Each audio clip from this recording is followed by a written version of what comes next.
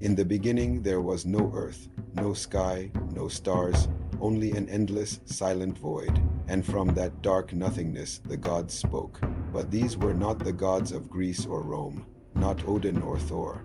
These were the gods whispered in firelight by the elders of Africa, gods not carved into marble but etched into memory, rhythm, and blood.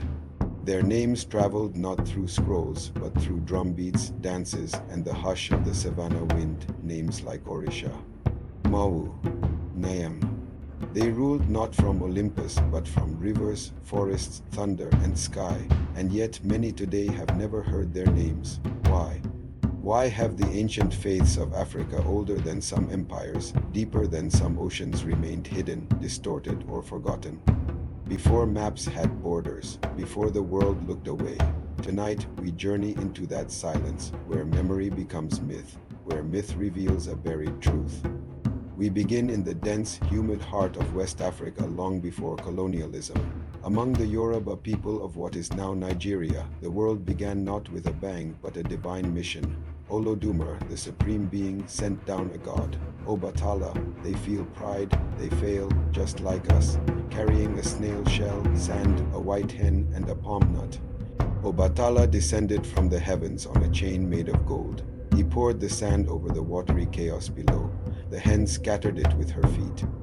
Land formed, mountains rose, valleys stretched wide, earth, as we know it, came into being. They move, they choose. But Obatala, according to legend, faltered. He drank palm wine too much and failed to complete the task. And so another Orisha, Oduduwa, took up the work under threat of death. The Orisha were hidden behind the faces of Catholic saints. They were there. In Haiti, they became the LWA. In Brazil, they danced in. In Cuba, they were reborn in. To the ancient kingdoms of Dahomey and Togo. Here another creation story begins. And it is said that from Oduduwa's effort, the sacred city of Ile-Ife was born. Shango, the god of thunder and fire, whose voice is heard in the crack of lightning. Ocean, goddess of sweet waters, fertility, and love, her laughter dances on river currents. Ogun, the iron warrior, god of blacksmiths and warfare, the heartbeat of civilization and conflict alike. A place still revered as the cradle of the Yoruba. So she summoned the great serpent Aido-Huedo to support the earth by coiling beneath it. In these stories, gods are not flawless. They make mistakes. That is one of the ancient secrets of the Orisha. They are human and divine at once. There are over 400 Orishas, each embodying forces of nature and aspects of human experience. Earthquakes are not destruction, they are the breath of a god.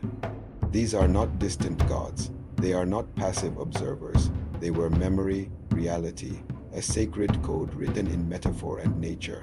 They live, the source of all life, the one who grants destiny, known as Krabia, to every soul, and their legacy didn't stay in Africa. He hovered low above the earth, reachable by the tallest palm. Trees, furious and insulted, Nyame withdrew to the heavens, separating himself from mankind. But the people, unaware or ungrateful, began to annoy him, pounding yams so forcefully that pestles scraped the sky. They called these beliefs pagan. They labeled the gods as demons. Sacred groves were burned. Priests were hanged. Drums were silenced when enslaved Africans were torn from their homes and shipped across the Atlantic. They carried their gods in secret. They were guardians, intermediaries. They lived close. They listened, but still. Whispers of thunder gods, songs for river goddesses, offerings hidden beneath colonial eyes. Now we turn our gaze farther west to the lands of the Fawn and you people. There was Mawu. She is not just a goddess, she is the Great Mother. Mawu, along with her male counterpart, Lisa, forms a cosmic duality. She is the moon, he is the sun. Together they gave birth to the world. But Mawu was the gentle one, the cool night, the nurturing breath of life. In one tale, after creating the earth, Mawu feared it might collapse under the weight of her creation. The earth, according to Fawn belief, rests on the back of this divine serpent to this day. Aido-Huedo moves slowly, and with each movement, the earth trembles. Such myths were not fantasy to the people who told them. Hollywood twisted Voodoo into horror. Colonial historians called Orisha worship devilry, and missionaries often destroyed more than they saved. And unlike many Western faiths, these deities were not all-powerful overseers demanding worship, but history would not leave them untouched. In the 1700s, European missionaries, merchants, and monarchs began pushing into West Africa with Bibles and canons. Yet the stories survived, buried in proverbs, echoed in children's songs, painted into rituals that even today defy explanation. And in the highlands of what is now Ghana, we find yet another name, Nyame. They reflect a time when nature and spirit were one. Listen, when humans didn't worship the divine from afar, but walked beside it. Among the Akan people, Nyame is the sky god. In Akan cosmology, Nyame once lived closer to humankind. In one telling, an old woman, frustrated, struck Nyame's face with her pestle. Since then, it is said, we must pray to ask, to plead for what was once freely given. These myths may seem distant, but pause. A moment, look deeper. How many times have we pushed the divine away with arrogance? How often has modern man pounded the ground in pride, forgetting the sky above?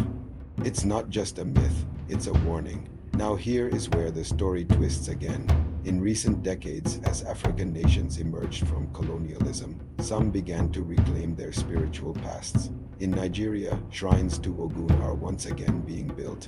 In Benin, Vodun, often misrepresented as Voodoo, is recognized as an official religion. In Ghana, elders still pour libations to Nyame before naming a child or building a home. These faiths are not dead, they were buried alive. Now they breathe again. But even today, much of the world remains unaware of these stories, or worse, afraid of them. And yet the people remembered, from the cradle songs of Yoruba mothers, to the quiet chants in new villages, to the masked dances in Benin forests at midnight. The gods have never left, they only wait. And now you must ask yourself, why were you never told these stories? Why are some gods taught in schools and others erased? What truth lies hidden in the drums we were taught not to hear?